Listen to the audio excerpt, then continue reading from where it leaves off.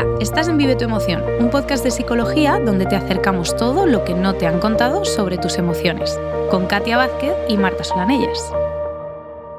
Bienvenidas y bienvenidos de nuevo a Vive tu Emoción.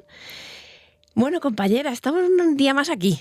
¿Otro día más? No hacemos más que venir aquí a hablar y a Maravilloso. rajar. Y además que nos lo piden, que no dejemos de venir aquí a hablar y rajar. No nos podéis pedir una cosa peor o mejor para nosotras, no sé cómo decirte. Es un verdadero placer porque nos obligáis a vernos. Sí, todo el rato.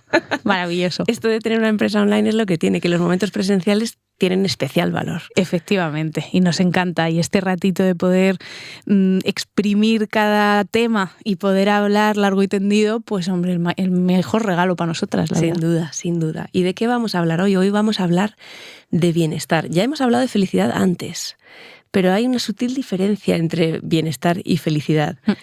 Y nombrando a Ana Serra, ella dice, no existe una única felicidad.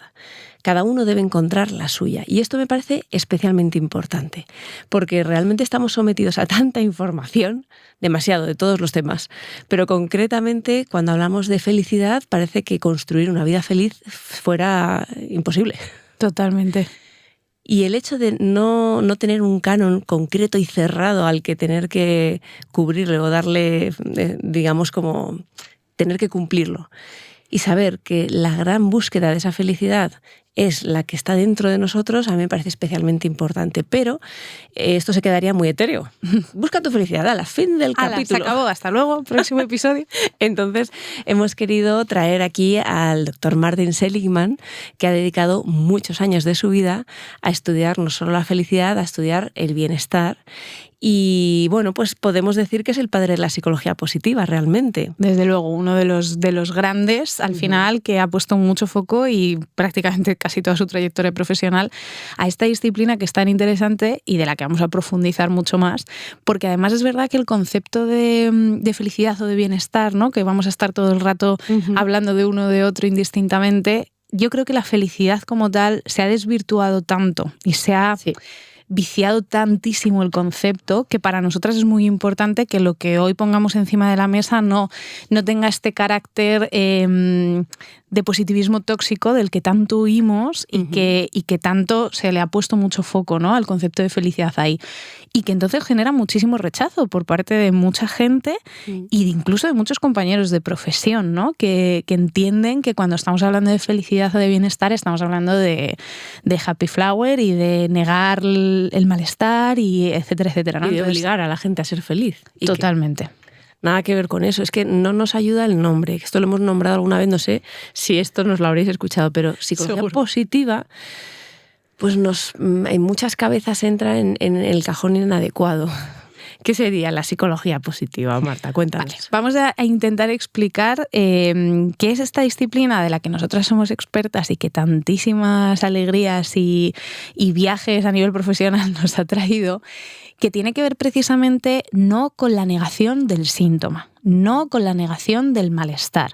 La disciplina positiva lo que hace es poner el foco en todas esas fortalezas, en todas las herramientas y los recursos que como personas tenemos para poder enfrentarnos a las diferentes situaciones de la vida. Pero eso no hace que la psicología positiva niegue que haya síntoma, que haya malestar. Lo que pasa es que la psicología convencional que conocemos, otro tipo de corrientes, pone mucho foco en esa parte pues más de síntoma, más de enfermedad y a intentar paliarlo, ¿no? Intentar cambiarlo, intentar revertirlo precisamente para que la gente se sienta bien, ¿no? Este es un poco el objetivo.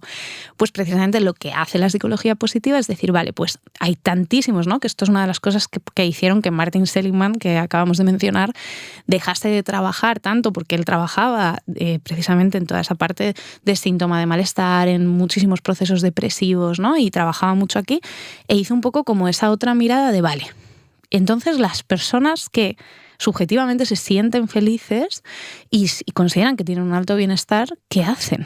¿No? ¿Qué es lo que les mueve? ¿Qué es lo que les motiva en la vida? ¿Qué herramientas tienen? ¿Qué recursos? Y esto es básicamente lo que hacemos desde la psicología positiva, que no tiene que ver con decirte la vida es maravillosa, todo va a salir súper bien. No va de esto, ni nos vais a escuchar jamás decir semejantes cosas, porque lo que queremos darle es realidad también a la vida en la que vivimos, entender muchísimo el contexto y bueno, este es el episodio ya, no sé, número tropecientos, y quien nos lleve escuchando todo este camino sabe perfectamente de lo que estamos hablando y a qué nos referimos, ¿no? Eso Entonces, es. básicamente. De hecho, persiguen lo mismo, ¿no? Si hablamos de psicología convencional, ¿no? Y psicología positiva persiguen lo mismo, pero la psicología positiva, desde mi punto de vista, tiene esa mirada preventiva preciosa, que no solo trabaja lo preventivo, pero que le da más espacio a esperar, no tener que esperar a que el síntoma aparezca. Y también el autoconocimiento como una de las grandísimas herramientas, ¿no? Sí. Entonces, la verdad que, bueno, a mí me encanta, me apasiona la psicología positiva, pero además esto que os vamos a venir a hablar hoy, sobre todo me gusta porque es concreto. Sí. Porque la psicología, si acaso a veces peca de algo, es de ser muy etérea. Muy, muy general, muy etérea, ¿no? Entonces no ayuda a que la gente pueda decir, bueno, vale, tengo foco, tengo cierta estructura, ¿no? Y bueno, nos ayuda la estructura, ni demasiada poca, ¿no? Necesitamos siempre cierto equilibrio dentro de todo esto. Y es verdad que la psicología en muchas ocasiones tiene un poco como esta fluidez y volatilidad que no nos ayuda, ¿no? Y bueno, necesitamos un poquito también esa parte y al final este carácter preventivo del que hablabas, que es una de las cosas que siempre coincidimos, ¿no? Siempre. Qué bonito es el trabajo preventivo en psicología, ¿no? Qué bonito, porque de verdad que no hace falta estar en el pozo, ¿no? Para poder trabajar desde la psicología, para poder nutrirse de todas las herramientas, porque el objetivo básicamente es poder llenarnos de recursos para que cuando nos pasen cosas en la vida que nos van a pasar, pues podamos gestionarlas de la mejor manera posible. Y eso, vuelvo a repetir, no niega que no nos vayamos a sentir mal, ¿no? en esas situaciones de la vida.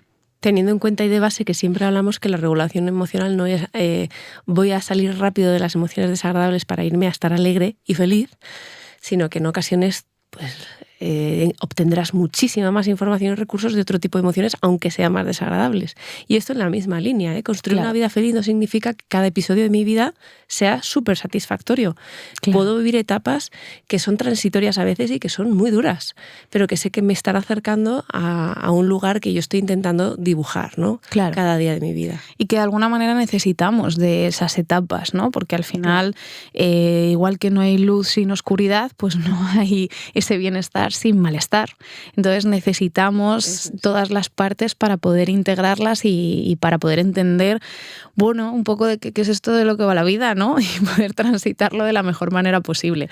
Que eso no quiere decir que no vayamos a pasarlo regular en muchas situaciones. Por eso la psicología positiva no es estoy bien todo el rato, a todas horas y solo vale estar alegre. No es esto. ¿Ha quedado claro? Espero que sí. Espero que sí. Muy bien. Pues entendiendo. Hoy vamos a poner el foco concretamente en esta parte de la felicidad y entendiendo que la psicología positiva, una de las grandes misiones que ha tenido y tiene, es disolver la felicidad en elementos que se puedan trabajar.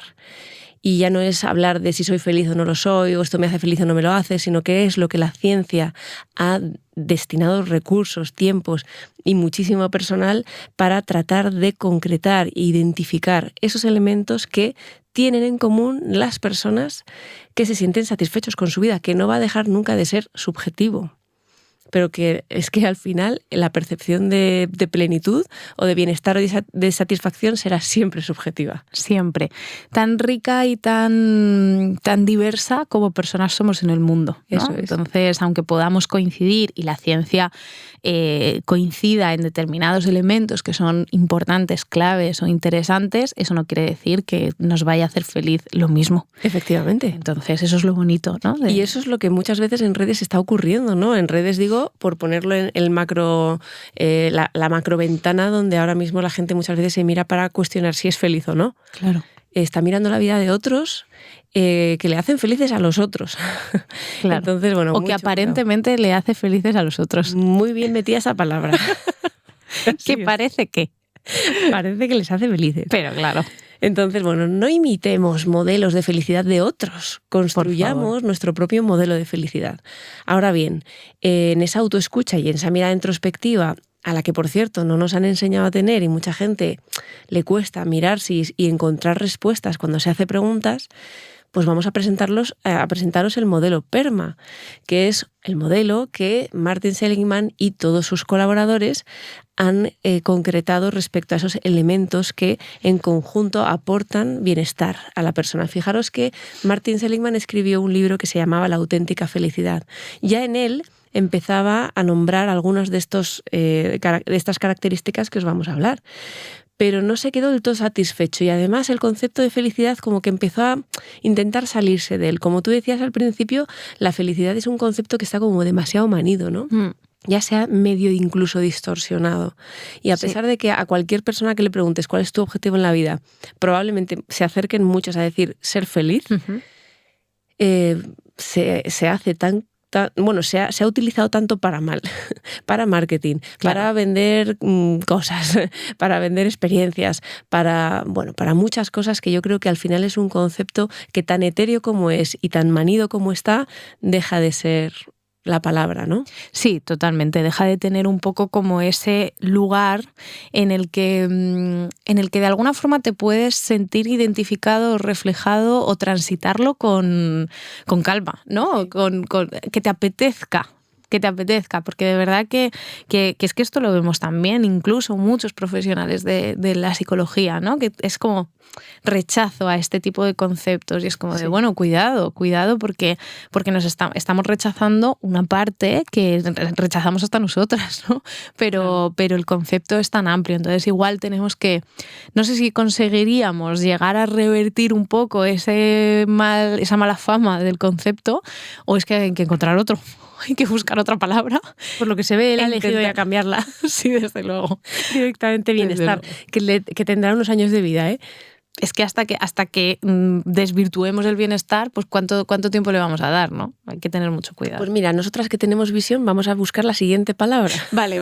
Vamos a hacer un poco de búsqueda, de screening, a ver qué encontramos y a ver si podemos llegar a encontrar una palabra que en cuanto veamos que el bienestar ya está mal, claro, pues entonces introduciremos esa otra palabra. Sí, estoy convencida. Si tenéis algún tipo de sugerencia, pues oye, nos la dais. Estoy convencida de que hay una reflexión muy interesante debajo de esto, ¿no? De por qué se acaban mal usando este tipo de conceptos. No entraremos ahí ahora, pero estoy convencida de que hay.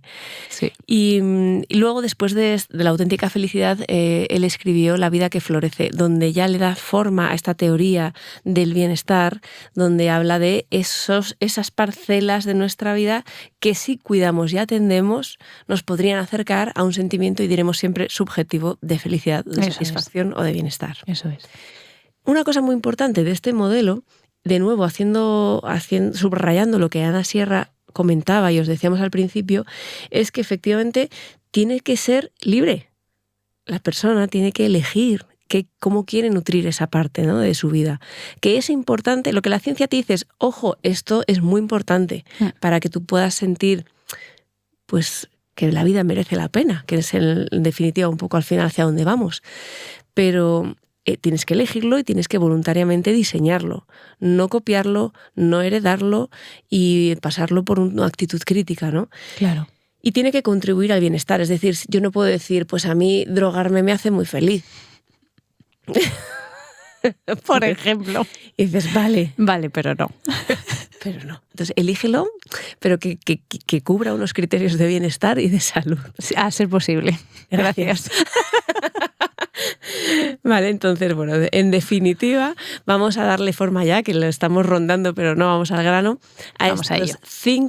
Son 5 elementos o aspectos de nuestra vida que si los nutrimos bien nos acercan al mayor sentimiento de felicidad y de bienestar. Eso es. Digamos que el modelo PERMA, las siglas en inglés son las que acaban formando la palabra PERMA, pero nosotras vamos a hablar desde la españolización del concepto. Así que nos saldrá PERMA. Nos saldrá PERMA, pero en lo que es en inglés sí que es cada una de las iniciales. Vamos a ir en orden en ese sentido y vamos a hablar de vidas, que también es un concepto muy bonito, que es atender y cuidar cada una de estas 5 vidas, ¿no? De alguna forma, Martin Seligman lo que fue estudiando es qué es lo que las personas que tienen este sentimiento subjetivo de bienestar están cultivando, atendiendo, cuidando, mimando, mirando.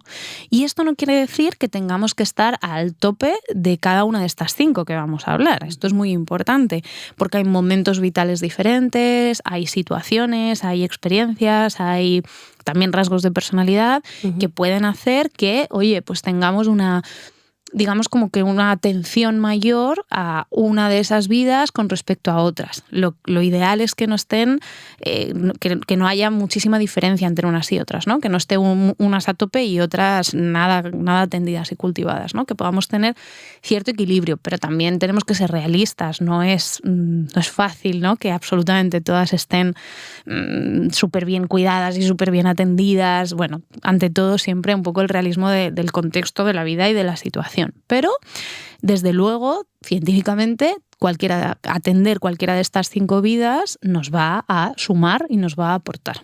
Eso es. Primera. Vamos a ello.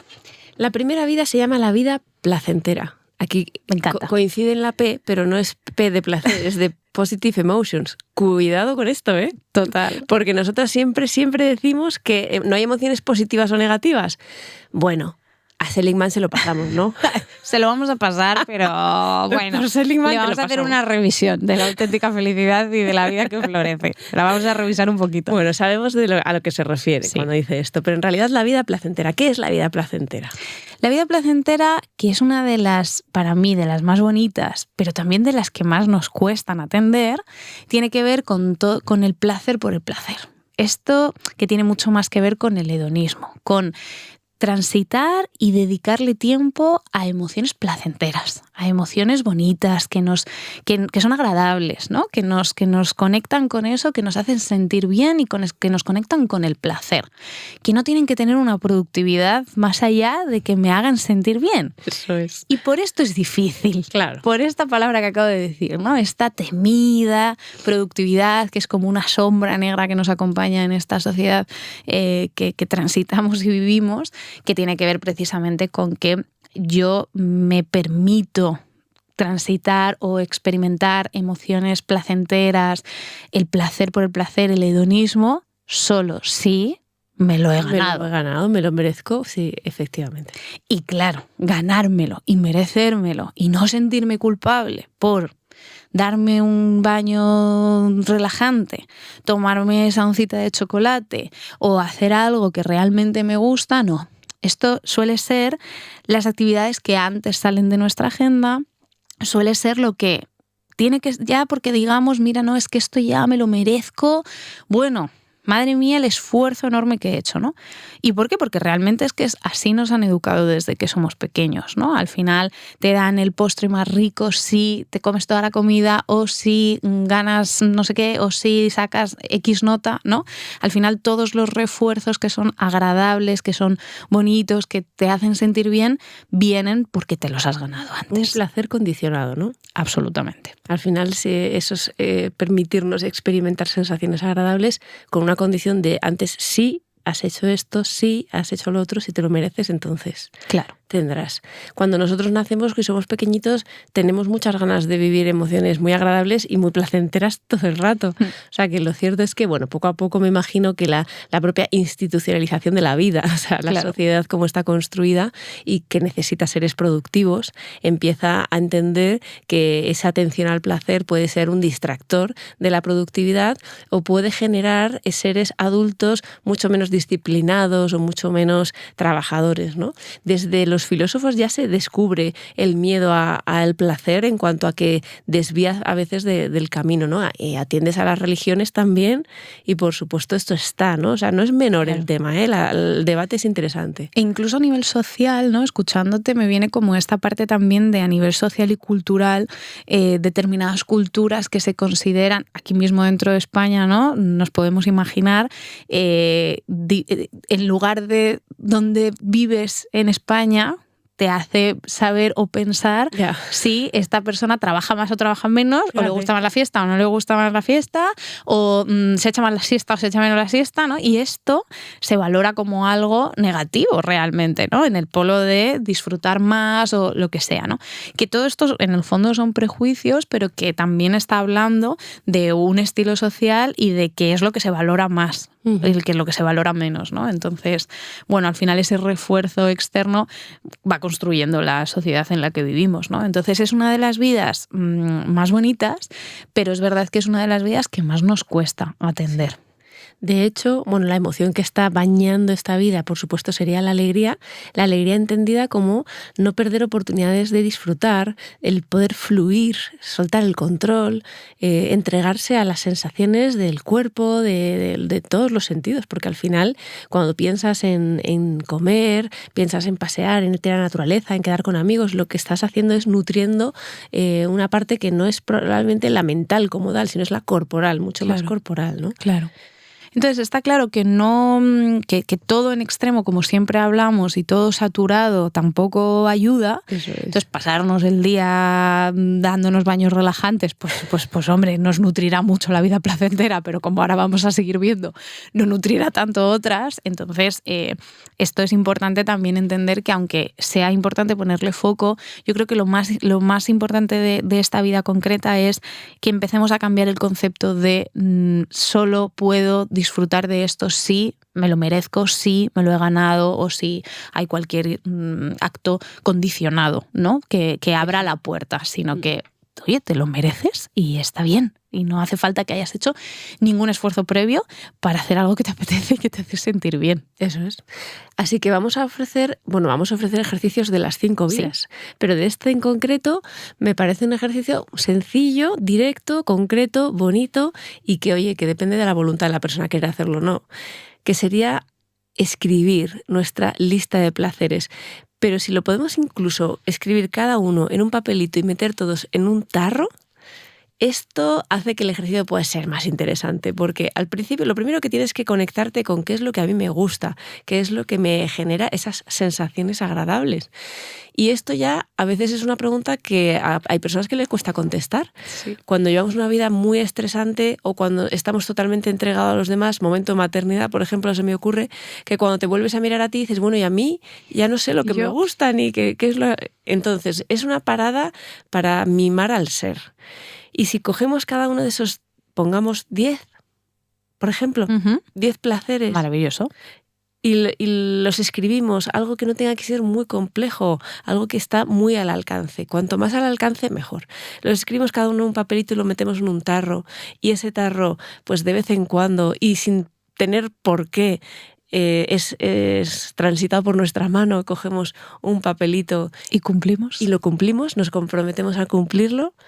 ¿Qué tal eso? Eso es una maravilla. Eso es una maravilla, eso es un regalo y esto es algo que va a ayudarnos muchísimo a nutrir nuestra vida placentera y que de alguna forma es un ejercicio que nos conecta con ello, ¿no? Porque puedo yo pensar, vale, sí, bueno, sí, y ya iré haciendo cosas.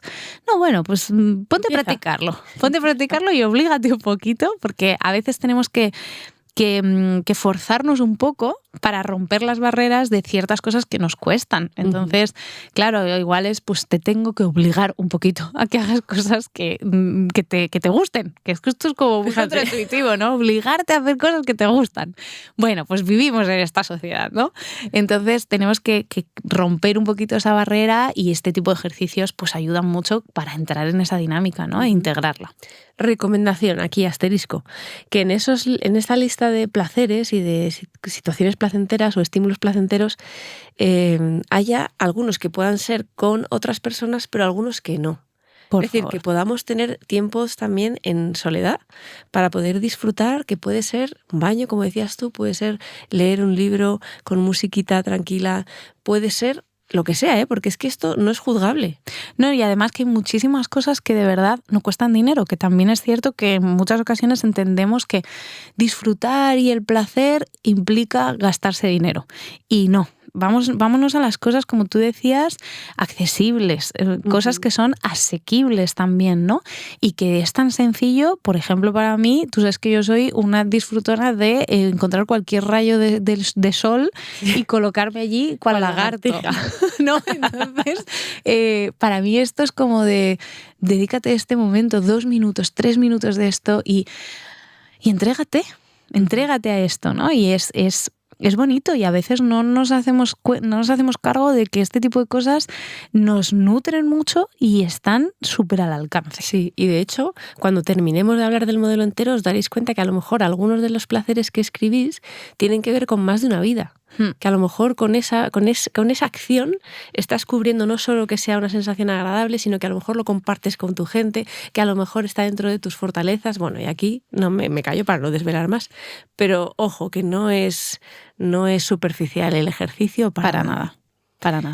¿Vale? ¿Veis cómo es muy bonita esta vida? Muy bonita, son todas preciosas, la verdad, pero es que a mí esta me encanta. Vida placentera. ¿Vale? Entonces queda claro, vida placentera, emoción, la alegría, nos nutre porque nos aporta sensaciones agradables y propuesta de ejercicio, lista de placeres. Nos vamos a la segunda. No os quejaréis que os estamos haciendo un episodio con ejercicios súper concretos, que muchas veces es como de tips, cosas, y nosotras no vamos mucho a eso en todos los episodios. Pero en esta... No os quejaréis, en este. Que no me enteré yo. La segunda es la vida entregada, ¿vale? En realidad en inglés, que es engagement, hace más mención al compromiso, pero lo cierto es que al final es el compromiso con uno mismo. Eso es. Y por eso la traducción, no la hemos hecho nosotras, es vida entregada. En esta vida hay que hacer un ejercicio primero de autoconocimiento muy interesante, porque lo cierto es que la definición como tal es una vida que nos permite poner nuestras fortalezas en juego, en activarlas, ¿no? Las fortalezas muy importantes en todos los modelos de Martin Seligman, al final lo que vienen siendo son aquellas cualidades, competencias, pues habilidades innatas que tenemos, que nos gustan, se nos da bien cuando lo utilizamos y, lo más importante, nos aporta energía. Eso es. Diferente, muy diferente, esto ya lo hablaremos más en otra ocasión probablemente, de las habilidades aprendidas, que también podemos llegar a hacer muy bien y nos pueden incluso llegar a gustar, esto no lo sé tanto, pero lo cierto es que la gran diferencia es que nos chupan energía.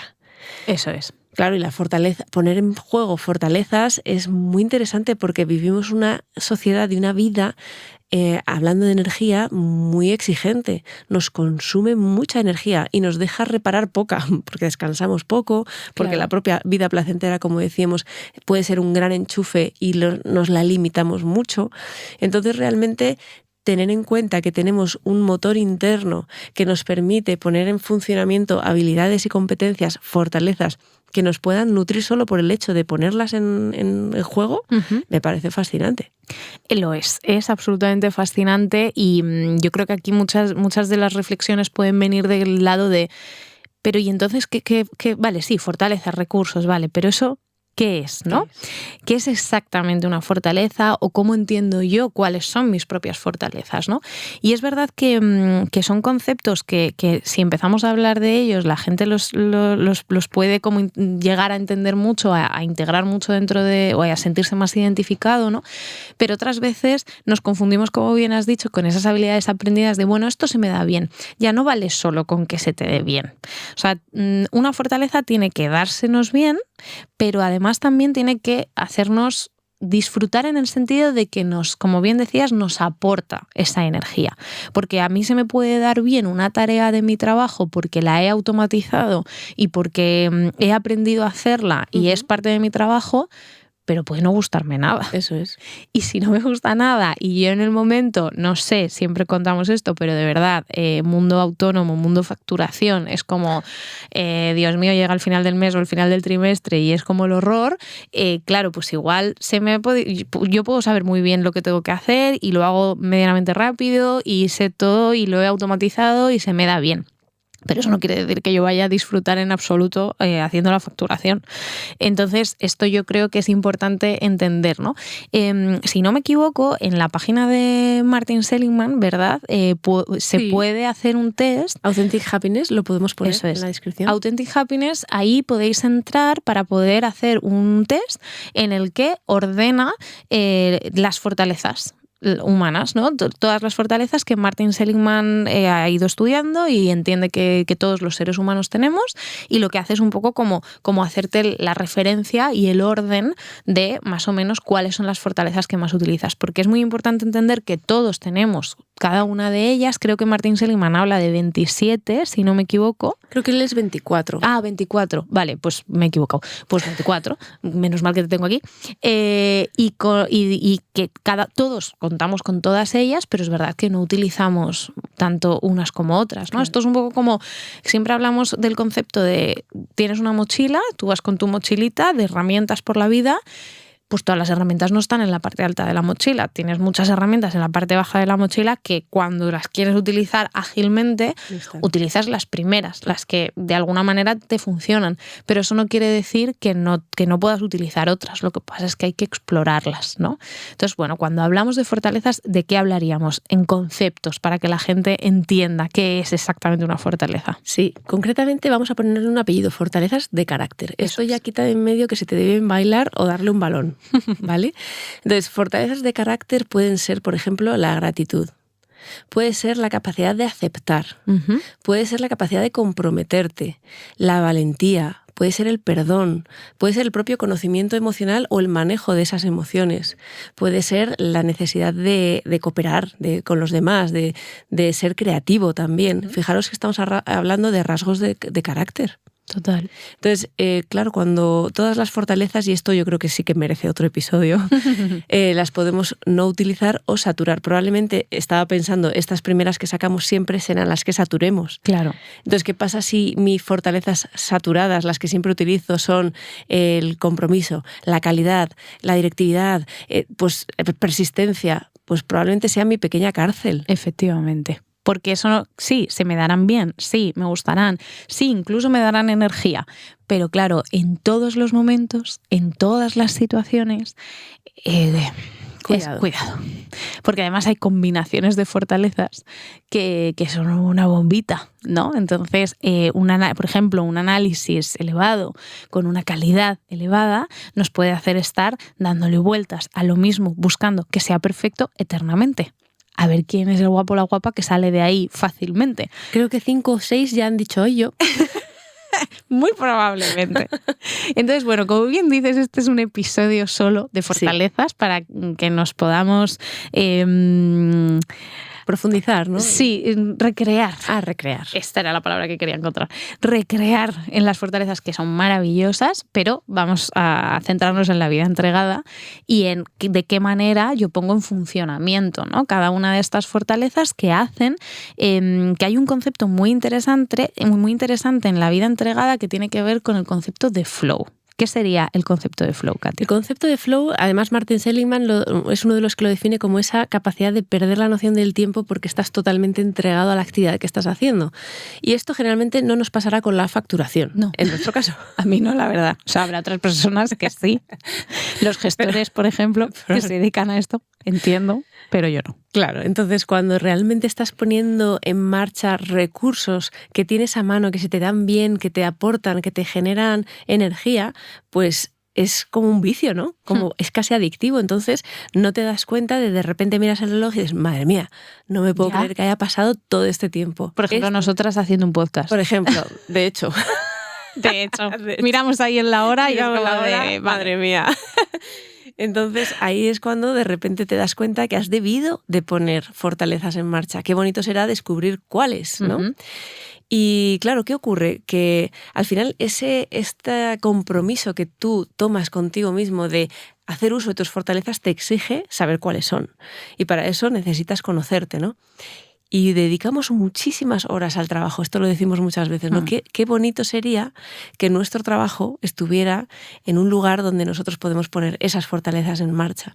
Cuando descubrimos con procesos, con personas con las que trabajamos, que su día a día en el trabajo son habilidades aprendidas tras habilidades aprendidas, o no hay ningún tipo de nutrición energética con lo que hacen, o ni siquiera es desafiante ni retador para su sistema de fortalezas, porque es demasiado automático o porque no es motivante, al final esto va consumiendo mucha energía. En el fondo, esta vida entregada, yo creo que va sobre todo destinada a que hagas un buen uso, un buen balance energético de lo que entregas a la vida y lo que te devuelve. Claro. Y si sabemos, como decíamos antes, que tenemos innato y a fácil alcance un fácil retorno de esa energía, pues este sería la vida en la que le pondríamos foco.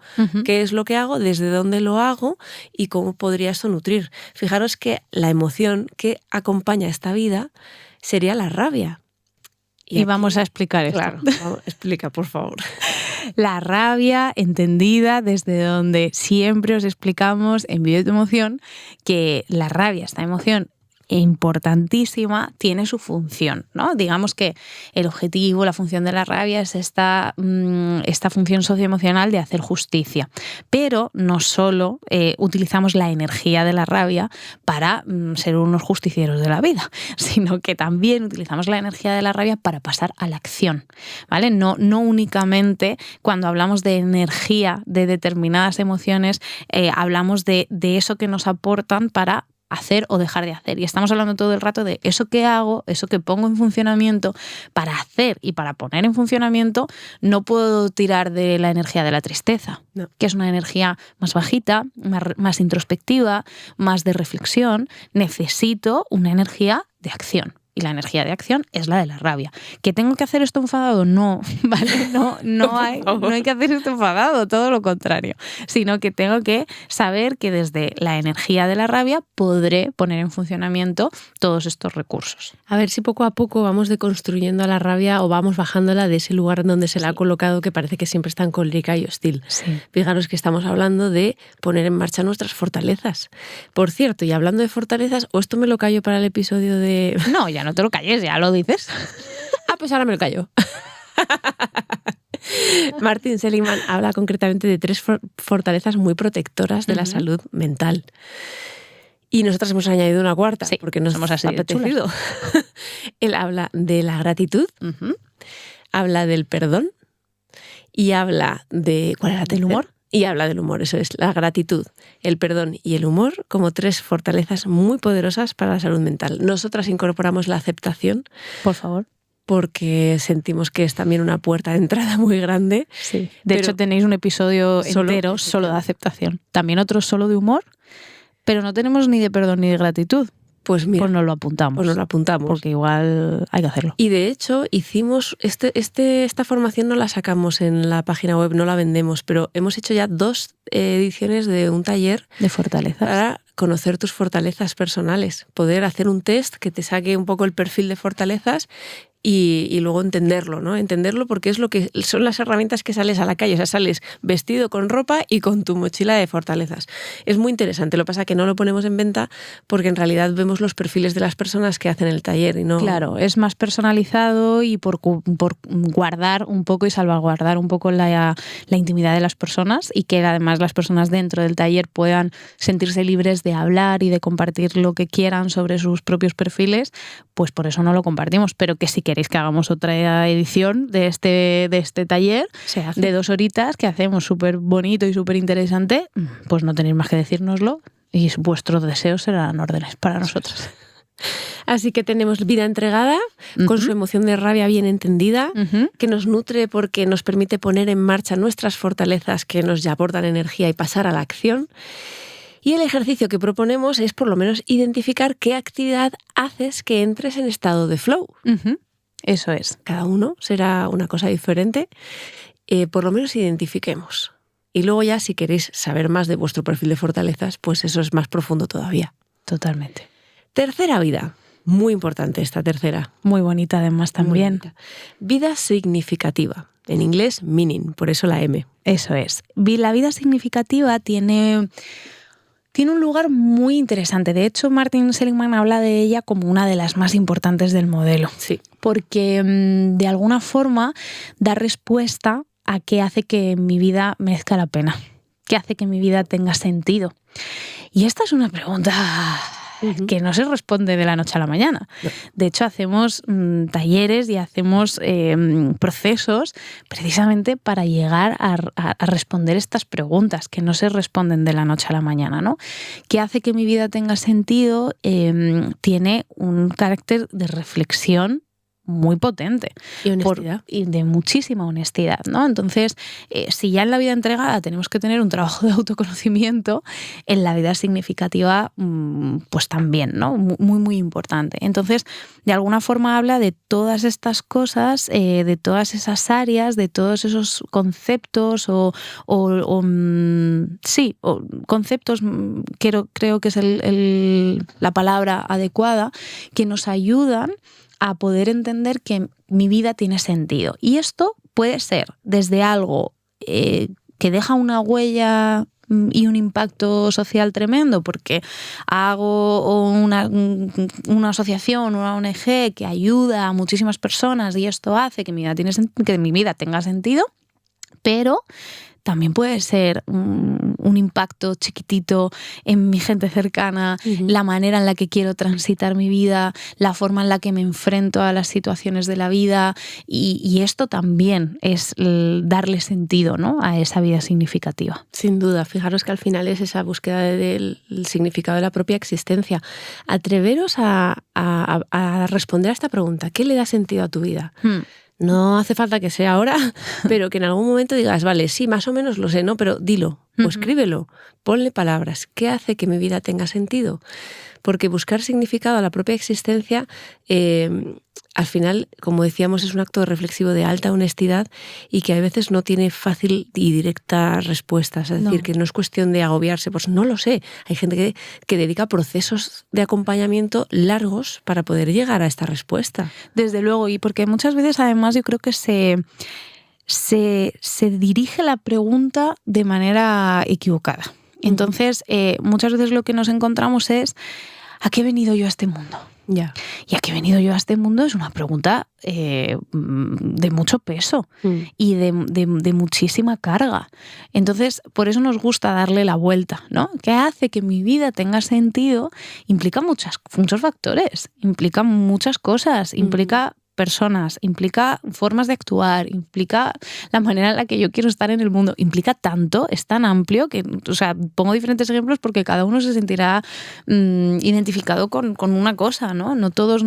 Para todos tiene que tener el sentido de la vida, es el mismo. En algunos será a lo mejor la parte más profesional y en otros a lo mejor será su gente. Eso es, entonces, pequeña comunidad. Entonces, ¿qué hace que mi vida tenga sentido? Es una pregunta, a mi juicio, bueno, no sé qué al nuestro, que rebaja la presión del sentido de la vida. Damos por hecho, tu vida tiene sentido. Simplemente dime por qué. Claro. O sea, ¿qué es lo que tú descubres a nivel ya racional que hace que eso sea así? Pero partimos de la premisa de tu vida ya tiene sentido, estás aquí. Eso es. Ya merece la pena la existencia que tienes. Eso es. Y luego ya pasamos a racionalizar, ¿no? Al final, bueno, pues esta vida que nos sorprenderá, o sí, que tenga una emoción que es reflexiva, y decíamos antes, reflexiva, analítica y demás, que es la tristeza. La tristeza sería la emoción que tiñe este tipo de pensamientos, ¿no? ¿Qué le da sentido a mi existencia, ¿no? O sea, ¿por qué mi vida tiene sentido? ¿Cuál es ese significado que nos nutre porque nos conecta con una parte más espiritual? Pues de nuevo será la emoción que nos permite tener esas conversaciones tan profundas. Y la tristeza tiene una profundidad preciosa y maravillosa, que hemos explicado, como tú decías, en alguno de nuestros episodios. Seguro. Y que merece la pena si no lo habéis escuchado, porque es un episodio precioso de la función de la tristeza. Y al final no es cuestión de estar triste hablando, o sea, no es llorar porque yo esté buscando el sentido de mi vida y no lo encuentro. Llorando. No lo es esto. Es ese ejercicio de plenitud reflexiva. De pensar. Sí, pensar y buscar. Eso es. Y quien busca, encuentra. Efectivamente. ¿Qué ejercicio proponemos para esta vida tan bonita? Un ejercicio que yo siempre he dicho, la gente que tiene claro esto, tiene más fácil la vida. Tiene ¿vale? parte del camino recorrido. Sí. Prioridades. Vamos a atender a nuestras prioridades. ¿Cuáles son tus prioridades hoy? Que no tienen que ser las mismas que mañana. De hecho, no serán, afortunadamente, porque se acompasarán a tu cambio. Deberían. Hay gente que se siente culpable cuando de repente dice, esto antes era prioritario, ahora ya no lo es, pero y porque tú te estás transformando también. Claro. Y vivimos etapas donde de repente lo académico o lo laboral abarcan, digamos, gran parte de nuestra vida, y de pronto tienes un hijo y dices, pues en fin, lista de prioridades en otro orden, por favor. Alterada total. De hecho, si no es así, te verás con un fantasma importante al que te perseguirá. Es intentar rescatar la prioridad que fue en su momento el trabajo en un momento de vida donde esto de repente ves que no hay espacio. Entonces es importante ser flexibles con estas prioridades, pero escribe las 5 prioridades que tienes hoy más importantes en tu vida. Y si ya haces el ejercicio de ponerlos en orden, aunque duela... Porque entonces, a veces duele. A veces duele, porque las prioridades están ahí. Hay veces que son personas, otras no queremos descifrar para no guiaros. Claro. Pero hay veces que son personas, hay veces que son áreas de nuestra vida, lo que sea. Primero plasmarlas y luego ponerlas en orden. Por lo menos para que si no quieres quedarte con una, porque no es que tengamos una prioridad en la vida, no. pero ver el orden que hoy tienen y cuestionarte ese orden cada X tiempo. Y esto es muy, muy, muy saludable. Absolutamente saludable, nos da una fotografía muy interesante de nuestro momento vital y entender que cambian y evolucionan, de verdad que es absolutamente maravilloso. Para quien se sienta muy mal intentando encontrar el orden de estas prioridades, pensad que es que son las 5 prioridades de vuestra vida. Claro. Las cosas más importantes ya están ahí y están ahí por encima de otras muchas cosas, ¿no? Por lo tanto, aunque luego les tengamos que poner cierto orden, ya son importantes de por sí. Yo me encuentro gente que no llega a 5, no consigue 5 y gente que 5 se le queda poquísimo. No está ni bien ni mal.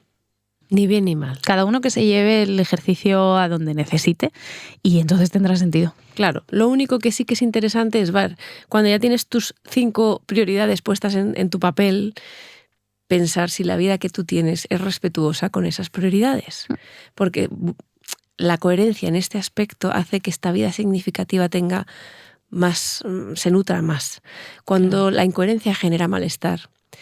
Y ese malestar es muy incómodo, muy pegajoso, como decía una compañera hace poco. Entonces es difícil quitárselo de encima cuando sientes que estás faltando a lo que para ti es importante. Y si para ti tu familia está en tus prioridades y te das cuenta que tu vida es atender a un trabajo que no te permite tiempo con tu familia, eso te va a hacer sentir mal. Claro.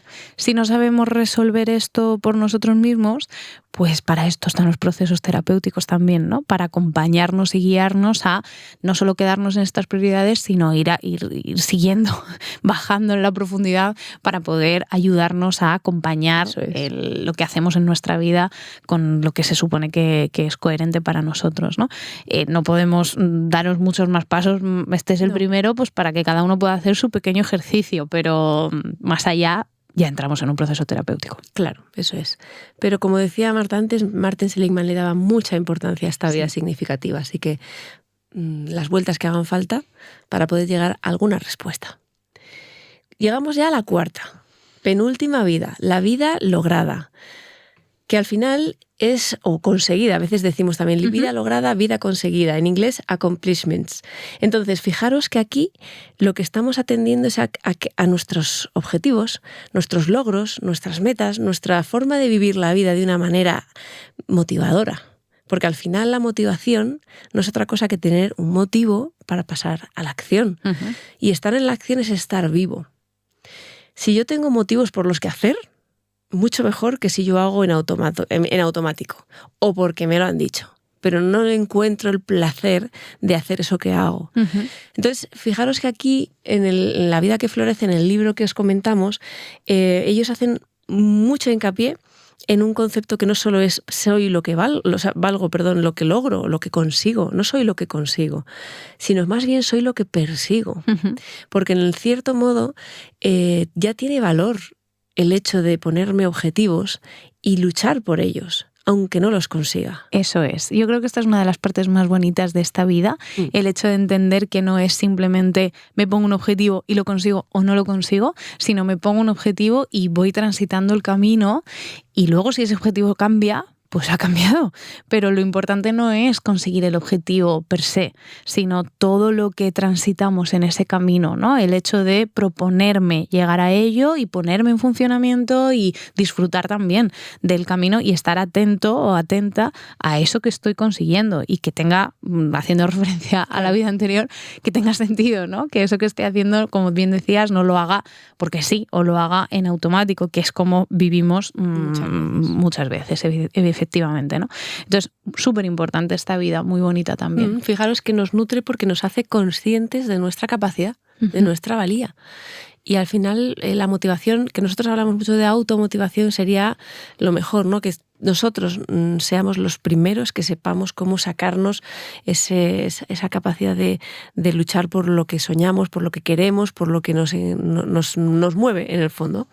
La emoción que acompaña aquí, bueno, podría ser otra que el orgullo. Efectivamente. El orgullo, que es una emoción de la que también hemos hablado un poquito, que habla de la identidad, habla de autoestima. El ser está aquí, ¿no?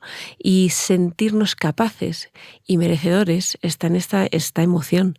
Así que no va tanto de conseguir o no conseguir, sino de sentirnos capaces. Eso es, y de toda esta creación, porque la creación está en esta emoción tan interesante de verdad que es el orgullo y que nos permite poner en funcionamiento esas capacidades también, ¿no? para llegar a conseguir.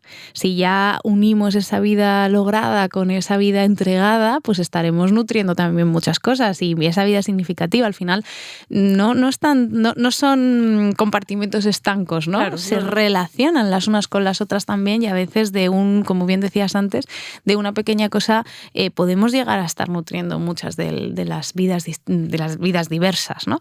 Esta vida lograda.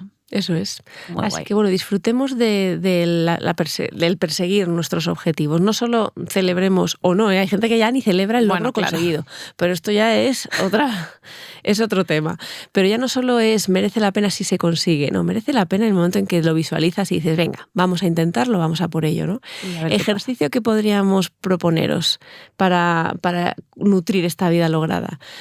Bueno, pues hacer honor precisamente a cuáles son esos logros y esos objetivos que yo me he propuesto, he conseguido o no, pero ojo, no que sean socialmente validados, no que tengan que ser valiosos, no tienen que ser enormes, no tienen que ser valiosos para los demás, tienen que ser valiosos para vosotros mismos. Sí, porque esto muchas veces cuando proponemos este ejercicio la gente se bloquea mucho porque lo que está pensando es, Dios mío, yo no he lograr cosas, ¿no? Es como de una palabra demasiado grande o la hemos llevado a un lugar demasiado elevado. Entonces, de verdad que es que me salga la tortilla de patatas como mi madre porque la hace riquísima y conseguir que me salga así ya es un logro fascinante. O sea, que no tenemos que irnos a conseguir la paz en el mundo, que podemos irnos a cositas más pequeñitas, ¿no? Claro. De hecho, la vida está llena de esas cositas pequeñitas. Total. Y hombre, a lo mejor hay un reto académico que mira, oye, que te han dado este premio, que has entregado tu tesis, que tienes tu título, lo que sea. Pero bueno, no os quedéis ahí solo. Eso es. Recomendación, no os quedéis solo ahí. Hay muchas cositas y además a nivel personal que profesional y social que son muy importantes, muy interesantes. Y si para vosotros tiene valor, porque lo habéis querido con fuerza, porque os ha costado, por la razón que sea, ya tiene valor. Entonces, si hacéis esa línea de logros, línea decimos porque es como cronológico, es decir, a lo largo de mi vida, ¿qué he ido consiguiendo? Porque a lo mejor era pequeñita y yo tenía mucha vergüenza, pero conseguí hacer estos amigos, por ejemplo, desde pequeñitos hasta ahora. ¿Qué destacaríais? Y si termináis el ejercicio con una carta de reconocimiento, es decir, que os escribáis una carta reconociéndoos eso que a lo mejor nadie os ha reconocido, pero que vosotros interna y honestamente sabéis que tiene valor, ya, bueno. Fichas a la autoestima del tirón. Sin duda. Maravilloso. Muy bonita esta vida también.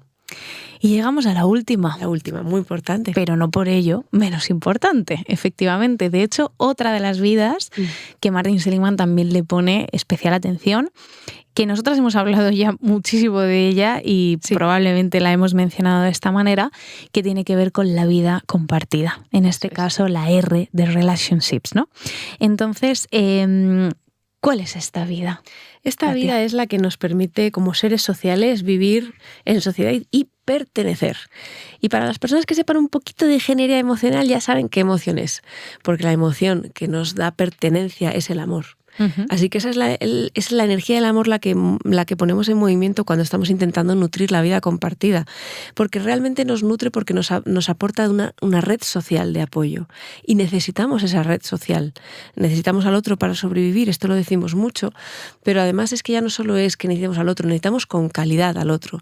No es cuestión de tener a muchas personas, es de tener a las personas justas, necesarias, a las que yo puedo también cuidar. Porque si yo tengo muchas personas, pero no tengo tiempo para cuidarlas, para preguntarles qué tal estás, nos tomamos un café, feliz cumpleaños, lo que sea, pues al final esa red a lo mejor no me sostiene cuando yo lo necesito. Claro. Tiene que ser una red que de verdad funcione. Y haciendo honor a la metáfora de red, que cuando yo me caiga, porque la vida me va a dar a veces unos empujones que me puedo desestabilizar, esa red aparezca y esa red me sujete. Y me sostenga, ¿no? Entonces, al final, como bien dices, no va de cantidad, va de calidad y va de la manera en la que yo también me coloco con respecto a las relaciones, de la manera en la que nutro esas relaciones, de la manera que cuido, ¿no? Y como seres sociales que somos, necesitamos a los demás. Por eso esta es otra de las más importantes a atender, ¿no? Hemos visto muchísimas veces dentro de consulta, ¿no? Cómo atravesar momentos difíciles de la vida no tiene nada que ver si yo tengo una red de apoyo que me sostiene y me acompaña, aunque tenga yo que gestionar ese momento y no lo vayan a hacer los demás por mí, a cuando estoy solo. Es que no tiene nada que ver la manera en la que yo me enfrento a las circunstancias de la vida con una red de apoyo se hace más ligera, más liviana, un poquito más fácil, ¿no? Entonces es muy, muy, muy importante atender esta vida, pero sobre todo, de verdad, no amigos de toda la vida, una familia estupenda y maravillosa, no, aquí hay de todo, como en todas las casas y como en todos los lugares, pero que sepamos saber de qué manera yo conservo, cuido, atiendo los espacios seguros de los que tanto hablamos, ¿no? Esos lugares donde yo puedo permitirme ser, donde yo puedo expresarme, donde se me sostiene, donde confío y donde es un espacio seguro que es donde se entrega, ¿no? Y donde yo entrego y recibo también. Sí, porque es una emoción que ha de ser bidireccional.